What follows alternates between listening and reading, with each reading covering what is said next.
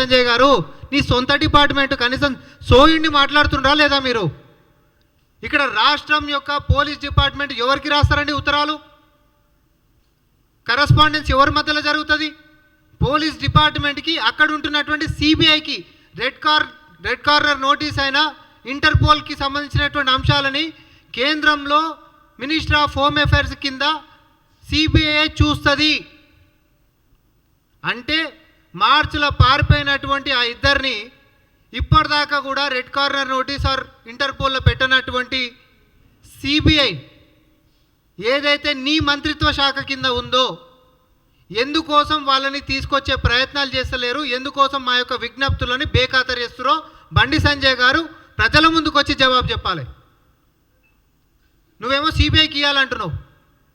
10 నెలల సంది pending పెట్టినోడే CBI వాడు. మేము ఉత్తరాల మీద ఉత్తరాలు రాయడం మాత్రమే కాదు, ఇక్కడ నుంచి ఉన్నతాధికారులు కూడా ఢిల్లీకి పోయి మరి సార్ దీన్ని ఎక్స్పీడియేట్ చేయండి అంటే త్వరితగిగా రెడ్ కార్నర్ నోటీస్ ఇవ్వండి, ఇంటర్పోల్ వాళ్ళది పెట్టండి. తద్వారా ఇంటర్నేషనల్లో ఉంటున్నటువంటి అన్ని ఎయిర్పోర్ట్లో కూడా సమాచారం ఉంటుంది. వాళ్ళు అమెరికాలో ఉన్నారనుకోండి, వాడు ఎయిర్పోర్ట్ నుంచి ఇంకో దగ్గరికి ట్రావెల్ చేయడానికి ఉండదు. తర్వాత వాళ్ళని వీడికి తీసుకొని వచ్చే దానికి ఇప్పుడు పాస్పోర్ట్లు ఉంటాయి. పాస్పోర్ట్ ఎవరి కిందకి వస్తుంది?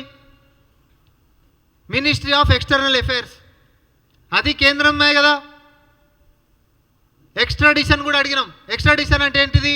మాకు అప్పచెప్పాలి అనేటటువంటిది, పలానా దేశం నుండి మాకు అప్పచెప్పాలనేటటువంటి అంశాన్ని కూడా మనం అడిగినాం.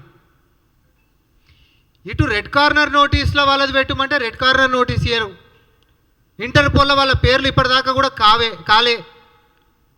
పాస్పోర్ట్ జప్తు చేసిరంటే పాస్పోర్ట్లు జప్తు చేయలే. అన్నీ మీ శాఖ, మీ కేంద్ర ప్రభుత్వం ఆధీనంలో పెట్టుకొని బండి సంజయ్ గారన్న సొంత శాఖ అయినటువంటి సహాయ మంత్రి లెక్క ఉంటున్నటువంటి హోంశాఖ నీ కిందనే సిబిఐకి మేము మరి ఇన్నిసార్లు విజ్ఞప్తులు చేస్తుంటే త్వరితగతిగా చేయమని మీరు చేయకుండా ఈరోజు గాలి మాటల లెక్క ఈరోజు వచ్చి కాంగ్రెస్ పార్టీ మీద బురద జల్లనికే, మా ప్రభుత్వం మీద బురద జల్లనికే మాట్లాడతామనంటే ఒప్పుకునేటటువంటి ప్రసక్తే లేదు. నిజాలతో కడుగుతాం మిమ్మల్ని. ఇప్పుడు నేను చెప్తా అసలు సంగతి ఎందుకోసం డిలే అవుతుంది ఇది అనేది.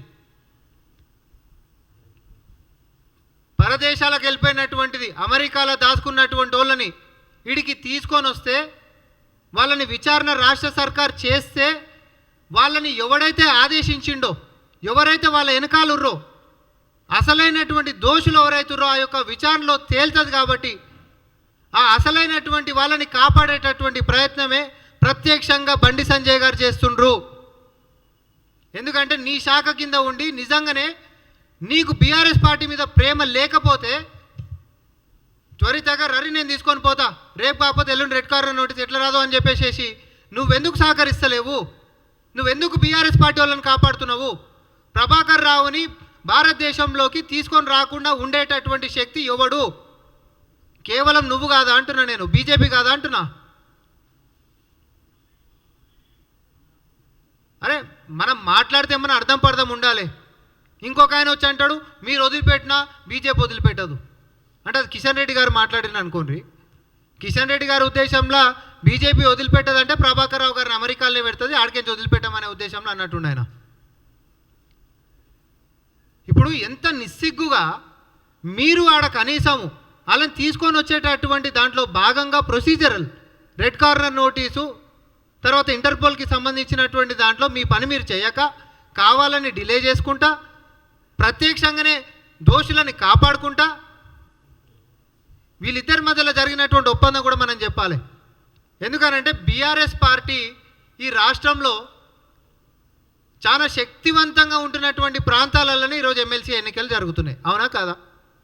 ఇప్పుడు కేసీఆర్ ఉన్నటువంటి ప్రాంతం, కేటీఆర్ ఉన్నటువంటి ప్రాంతం, హరీష్ రావు ఉంటున్నటువంటి ప్రాంతం, కవిత ఉంటున్నటువంటి ప్రాంతం, వీళ్ళందరూ కుటుంబం మొత్తం ఎక్కడైతే వీళ్ళ పార్టీ పుట్టిందో, ఎక్కడైతే వీళ్ళ యొక్క పునాదులు ఉన్నాయో, ఎక్కడైతే వీళ్ళ పార్టీ చాలా పటిష్టంగా ఉంటుందని చెప్పి నమ్ముతారో అక్కడనే వీళ్ళు పోటీల నుంచి తప్పుకున్నారు, అభ్యర్థిని కూడా నిలబెట్టలేదు అని అంటే అంతకంటే గొప్పదేదో వీళ్ళకి లాభం జరిగే పని ఉంది కాబట్టి అభ్యర్థిని నిలబెట్టలేదు.